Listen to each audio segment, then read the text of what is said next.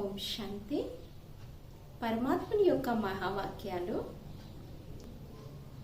మన ఆలోచన విధానం పాజిటివ్గా ఉన్నట్లయితే కర్మ భోగాన్ని యోగం ద్వారా తగ్గించుకోవచ్చు. కర్మ భోగాన్ని కర్మ యోగంలో మార్చుకోవాలి. పని చేస్తూ పరమాత్మని స్మృతి చేస్తూ ఉన్నట్లయితే శారీరకంగా మానసికంగా అనుభవించవలసిన కర్మభోగము కొంత శాతం తగ్గుతుంది. మరికొంత మన మాట మధురంగా మాట్లాడడం ద్వారా తోటివారితో ఆశీర్వాదాలు లభిస్తాయి. ఆశీర్వాదాల నుంచి కూడా కొంత కర్మభోగాన్ని తగ్గించుకోవచ్చు. మరికొంత మనం చేస్తున్న దానాలు ధర్మాలు శ్రేష్టమైన కార్యాలకి ఉపయోగించటం వలన ఆ పుణ్యకర్మ మన కర్మభోగాన్ని కొంత తగ్గిస్తుంది.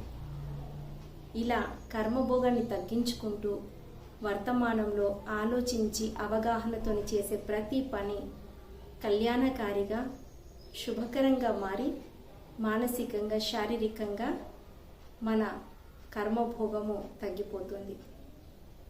ఆరోగ్యంగా ఉండాలి, మనసుతో ప్రశాంతంగా ఉండాలి. ఉన్నంత కాలము జీవితం సంతోషంగా ఉండాలి. ఈ సృష్టిలోకి పాత్ర వేయటానికి వచ్చాము.